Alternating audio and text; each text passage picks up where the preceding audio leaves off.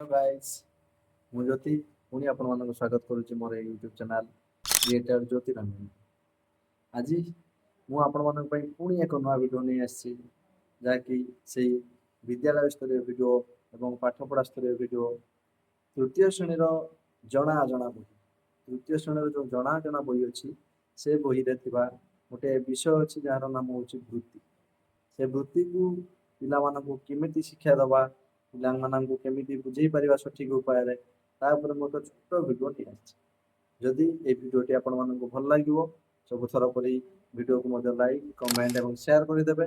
ତା ସହିତ ସବସ୍କ୍ରାଇବ୍ କରି ବେଲ୍ ଆଇକନ୍ଟିକୁ ଦବାଇଦେବେ, ଯାହାଫଳରେ ମୋର ଏମିତି ଛୋଟ ଛୋଟ ଭିଡ଼ିଓ, ଶିକ୍ଷଣୀୟ ଭିଡ଼ିଓ ଆପଣମାନଙ୍କ ପାଖରେ ପହଞ୍ଚିବା ପାଇଁ ସୁବିଧା ହୋଇପାରିବ।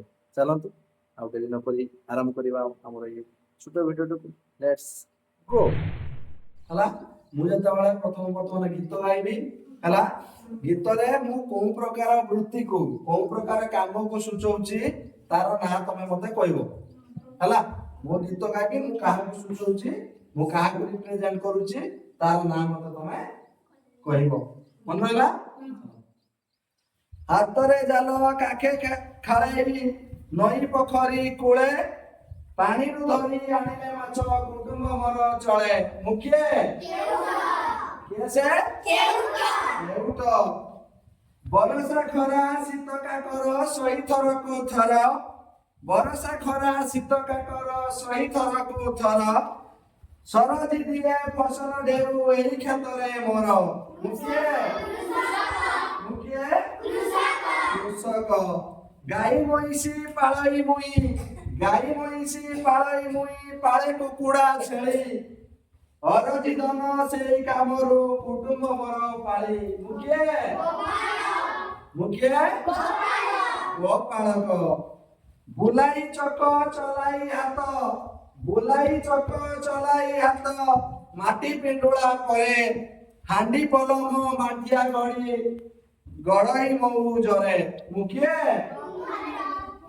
ମୁଁ କିଏ? କୁମ୍ଭାର। ବାଙ୍କ ସଳଖି ବାରିଶି ଧାରେ, ବାଙ୍କ ସଳଖି ବାରିଶି ଧାରେ କରତେ କାଟି କାଠ, ମେଜ ଚୌକି ଲଙ୍ଗଳ କଣ୍ଟି ଗଢି ପୋଷଇ ପେଟ। ତାହେଲେ ମୁଁ କିଏ? କିଏ? ବଢେଇ।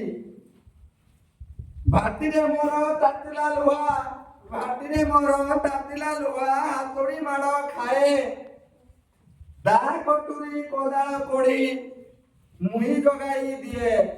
ମୁଁ କିଏ? ମୁଁ କିଏ? କମାର।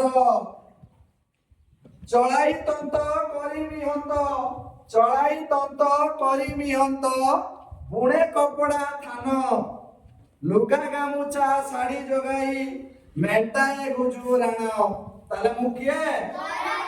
ମୁଁ କିଏ? ମନେ ରହିଲା? ମନେ ରହିଲା ତ? ତାହେଲେ ଆମେ ସେତେବେଳେ ଗୀତରେ ଜାଣିଗଲେ, ହଁ କି ନାହିଁ? ଏବେ ମତେ ଖାଲି କୁହ, ଯେ ମାଛ ଧରେ, କଣ କରେ? ମାଛ ଧରେ, ତାକୁ କଣ କହନ୍ତି? କଣ କହନ୍ତି? କେଉଟ। ଯିଏ ଚାଷ କାମ କରିକି ନିଜର ପେଟ ପୋଷେ, ଆମେ ଦେଖିଛନ୍ତି ଏଠି ଚାଷ ହେଇଛି, ହଁ କି ନାହିଁ? ସେ ଚାଷ କାମ କରି କିଏ ପେଟ ପୋଷେ?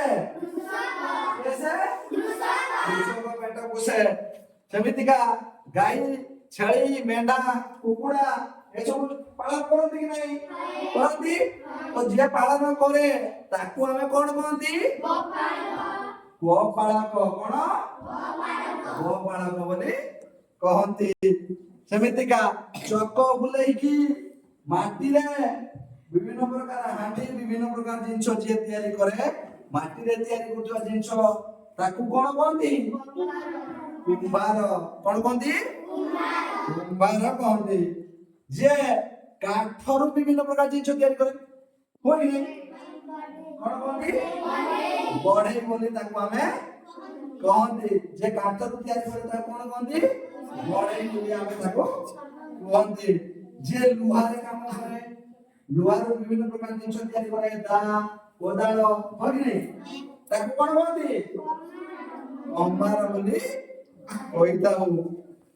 ସେମିତିକା ତନ୍ତ ଚଳେଇକିନା ଯେ ଲୁଗା ଶାଢୀ ସବୁ ଗାମୁଛା ତିଆରି କରେ ତାକୁ ଆମେ କଣ କହନ୍ତି? କଣ କହନ୍ତି? ତାହେଲେ ଆମେ ଏଠୁ ବୁଝିପାରିଲ ଯେ ଆମେ କଣ ବିଭିନ୍ନ ପ୍ରକାର ଯୋଉ ବୃତ୍ତି ଅଛି ହଁ କି ନାଇଁ ବିଭିନ୍ନ ପ୍ରକାର କାମ କରିକିନା ଯୋଉମାନେ ପେଟ ମାନେ ପୋଷଣ କରନ୍ତି ବା ନିଜର ସଂସାରକୁ ପାଳନ କରନ୍ତି ସେଇଟାକୁ ନେଇକିନା ଆମର ସେଇ କାମକୁ ବୃତ୍ତି ବୋଲି କୁହାଯାଏ। କଣ କୁହାଯାଏ? ବୃତ୍ତି ବୋଲି ମନେ ରହିଲା।